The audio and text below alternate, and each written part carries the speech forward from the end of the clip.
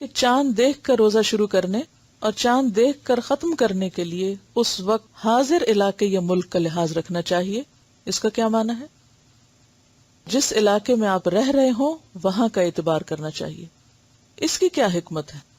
کیونکہ اگر انسان کو اس کی اجازت نہ دی جاتی تو انسان کے اوپر ایک بہت بڑی مشقت ہو جاتی. اب تو آپ دیکھیے کہ ایسے وسائل الحمدللہ موجود ہیں کہ جس کی وجہ سے آپ کو خبریں فوراً مل جاتی ہیں، لیکن آج سے 100 سال پیچھے چلے جائیے، اس وقت لوگ کیا کرتے؟ ان کے پاس ریڈیو بھی نہیں تھا، یا اگر ریڈیو تھا بھی، مسئلہ مجھے نہیں یاد کہ ریڈیو کب ایجاد ہوا ہے، 100 سال ہو ہی چکے ہوں گے اندازاً. تو باقی ذرائع ایسے نہیں تھے کہ انسان، ایک شخص اگر کسی ایسے کانٹیننٹ میں دیکھ لیتا ہے کہ جہاں اس وقت چاند نظر آ سکتا ہے اور دوسرے کو نظر نہیں آ سکتا اس مطلع کی تبدیلی کی وجہ سے، تو ایسے میں اس کو اس بات کی تکلیف نہیں دی گئی کہ وہ اس کو جا کے فالو کرے. اس کے لیے کیا ہے کہ وہ اپنا الگ کیلنڈر دیکھے. اگلی بات ہے کہ دوران رمضان ایک ملک سے دوسرے ملک سفر کرنے پر اگر مسافروں کے روزوں کی تعداد حاضر علاقے میں ماہ رمضان کے روزوں کی تعداد سے زائد بنتی ہو تو زائد دنوں کے روزے ترک کر دینے چاہیے یا نفل روزے کی نیت سے رکھنے چاہیے. اگر تعداد کم بنتی ہو تو عید کے بعد مطلوبہ تعداد پوری کر لینی چاہیے. مثلا اگر آپ یہاں اس وقت موجود ہیں اور آپ ایک دن بعد روزہ رکھ رہے ہیں اور پھر آپ سعودی عرب جاتے ہیں عمرہ کرنے کے لیے اور آپ کو عید وہیں آ جاتی ہے، تو اب آپ کیا کریں گے کہ عید کر لیں گے. آپ یہ نہیں کریں گے کہ آپ اگلے دن الگ عید کر رہے ہیں کہ جی میرا تو ابھی 30 پورے نہیں ہوئے. آپ عید کر لیں گے اور جو ایک دن کا روزہ رہ جائے گا آپ کا، اس کو آپ عید کے بعد پورا کریں گے. کیوں؟ اس لیے کہ اصل اعتبار چاند دیکھنے کا ہے. جس جگہ، جس شہر اور جس علاقے میں آپ موجود ہیں وہاں اگر آپ نے چاند دیکھ لیا ہے تو اب آپ انتظار نہیں کریں گے اس بات کا کہ اچھا میں جہاں سے آیا ہوں وہاں کیا ہو رہا ہے.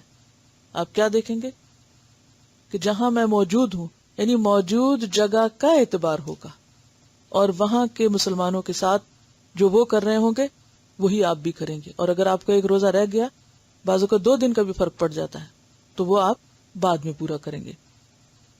اس کے لیے کیا دلیل ہے؟ یہ بہت ہی دلچسپ روایت ہے. حضرت قریب رضی اللہ تعالی عنہ ابن عباس کے غلام سے مروی ہے کہ حضرت ام فضل حضرت عباس کی بیوی ہیں، انہوں نے انہیں قریب کو یعنی اپنے غلام کو حضرت معاویہ کے پاس کسی کام سے شام بھیجا. کس نے بھیجا تھا؟ ام فضل نے. کس کو بھیجا تھا؟ قریب کو. کون تھے قریب؟ غلام تھے. قریب کہتے ہیں کہ میں نے شام آ کر ان کا کام کیا، یعنی جس کام بھیجا تھا وہ کام کیا. میں ابھی شام ہی میں تھا کہ رمضان کا چاند نظر آ گیا. میں نے بھی جمعہ کی رات چاند دیکھا، یعنی خود دیکھا. پھر میں رمضان کے آخر میں مدینہ واپس آ گیا. حضرت عبداللہ بن عباس نے چاند کے بارے مجھ سے دریافت کیا کہ تم نے وہاں چاند کب دیکھا تھا؟ کس نے پوچھا؟ یہ عبداللہ بن عباس نے. کس سے؟ قریب سے. کہ تم نے چاند کب دیکھا تھا؟ میں نے جواب دیا ہم نے تو جمعہ کی رات دیکھا تھا. عبداللہ بن عباس نے پھر پوچھا کیا تم نے بھی دیکھا تھا، خود دیکھا تھا؟ میں نے جواب دیا ہاں، بہت سے دوسرے آدمیوں نے بھی دیکھا تھا اور سب لوگوں نے حضرت معاویہ کے ساتھ دوسرے دن یعنی ہفتے کا روزہ رکھا. حضرت عبداللہ بن عباس نے فرمایا ہم نے تو چاند ہفتے کے دن یعنی ایک دن کے فرق سے دیکھا ہے. پھر وہ روزہ کب بنتا ہے؟ اتوار کا روزہ بنتا ہے. اور اب یہ یعنی صحابی ہیں، ہم نے تو چاند ہفتے کے دن سے دیکھا ہے، ہم اسی حساب سے روزے رکھتے رہیں گے یہاں تک کہ 30 دن پورے کر لیں یا چاند دیکھ لیں. یعنی 29 پہ اگر نظر آ گیا تو 29 کریں گے اور اگر 30 ہو گئے تو 30 کریں گے. میں نے عرض کیا کیا آپ لوگ حضرت معاویہ کی رویت اور ان کے روزے کو کافی نہیں سمجھتے؟ حضرت معاویہ کون تھے اس وقت؟ امیر المومنین تھے، یعنی مرکز وہاں تھا، اسلامی حکومت کا مرکز وہاں پر تھا. فرمایا نہیں، ہم ایسا نہیں کریں گے کہ ہم رہتے کسی علاقے میں ہیں اور فالو کسی اور علاقے کے چاند کو کریں. فرمایا نہیں، ہمیں رسول اکرم صلی اللہ علیہ وسلم نے اسی طرح حکم فرمایا. کس طرح؟ کیا حکم فرمایا؟ یہی جو پہلے حدیث گزر چکی کہ لا تصوموا. اب دیکھیے کہ ایک حدیث میں آتا ہے صوموا لرؤیتہ، روزہ رکھو چاند دیکھ کر، اور دوسری حدیث میں کیا ہے؟ لا تصوموا، منع کیا گیا کہ مت رکھو حتی تروا الہلال، یہاں تک کہ تم دیکھ لو ہلال. ولا تفطروا، اور اسی طرح عید کے موقع پر بھی مت عید مناؤ، حتی تروہ، یہاں تک کہ اس کو دیکھو. اور دیکھنے سے مراد کیا ہے؟ جہاں رہتے ہو وہاں دیکھو. یہ نہیں کہ جاپان میں اگر چاند نظر آ گیا یا فار ایسٹ میں جہاں کہ ایک دن پہلے نظر آنے کا امکان ہوتا ہے، تو اب وہ لوگ ویٹ نہیں کریں گے کہ سعودی عرب میں چاند نظر آئے تو ہم اگلے دن روزہ رکھیں گے کیونکہ ہم سعودی عرب کے پیچھے. اور ہمیں اگر ایک دن بعد نظر آئے تو ہم ایک دن پہلے رکھ لیں کہ چونکہ سعودی عرب میں روزہ ہو گیا تو ہمیں ان کے ساتھ رہنا ہے. نہیں، آپ کو ان کے ساتھ رہنا چاہیے جہاں آپ رہتے ہیں، تاکہ فطری طریقے پر دین پر عمل کیا جا سکے.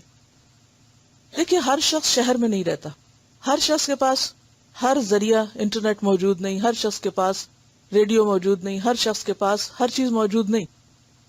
مثلاً آج کے دور میں بھی لوگ ایسی ڈیوٹی پر ہوتے ہیں کہ وہ صحرا میں ان کی ڈیوٹی لگ گئی اور وہاں ابھی کوئی ٹیلی فون کی لائنیں نہیں بچھی، کمیونیکیشن کا کوئی ذریعہ نہیں ہے. ایسی ڈیوٹیز ہوتی ہیں نا لوگوں کی. مثلاً آئل فیلڈز میں لوگ کام کرتے ہیں، بعض اوقات تو نئے جگہوں پہ جب سروے کرنے کے لیے جاتے ہیں تو وہاں کوئی فیسلٹی نہیں ہوتی، وہ بالکل وہاں خیمے لگا کے یا ایسی جگہوں پہ جہاں بہت سے غیر آباد علاقے ہیں یا بعض اوقات جنگل ہیں کہ جہاں آپ کو موبائل بھی کام نہیں کرتا. اب آپ کو ایک دن سے زیادہ رہنا پڑ رہا ہے اور اتفاق یہ کہ رمضان شروع ہو رہا ہے. اب آپ کیا کریں گے؟ کیسے روزہ رکھیں گے؟ چاند دیکھ کر. اور اب آپ کہیں کہ بادل ہیں، چاند تو دکھ ہی نہیں رہا، اب کیا کریں گے؟ 30 پورے کر لیں گے کہ چاند نہیں دکھا. کیونکہ یہاں آپ دیکھیے کہ ایک حدیث کہتی ہے چاند دیکھ کر روزہ رکھو، اور دوسری کیا کہتی ہے؟ روزہ نہ رکھو جب تک کہ چاند نہ دیکھو. اور تیسری کیا بتاتی ہے کہ رؤیت کس علاقے کی ہوگی؟ عبداللہ بن عباس کے.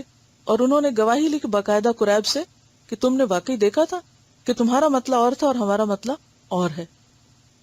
اسلامی کیلنڈر دیا ہی اس لیے گیا ہے کہ ہر علاقے کے لوگ اپنے اپنے آسانی اور سہولت کے مطابق روزہ رکھیں اور پھر ان کے اندر ایک اجتماعیت بھی پیدا ہو. اب آپ دیکھیے کہ اگر کچھ لوگ کہیں ہم سعودی عرب کے ساتھ ہیں، کچھ کہیں ہم ایران کے ساتھ ہیں، کچھ کہیں ہم پاکستان کے ساتھ ہیں، کوئی انڈیا کے ساتھ ہے اور کوئی انڈونیشیا کے ساتھ ہے اور کوئی کہیں آسٹریلیا کے ساتھ ہے، تو حال کیا ہوگا؟ ہاں، سب اتحاد ختم ہو جائے گا.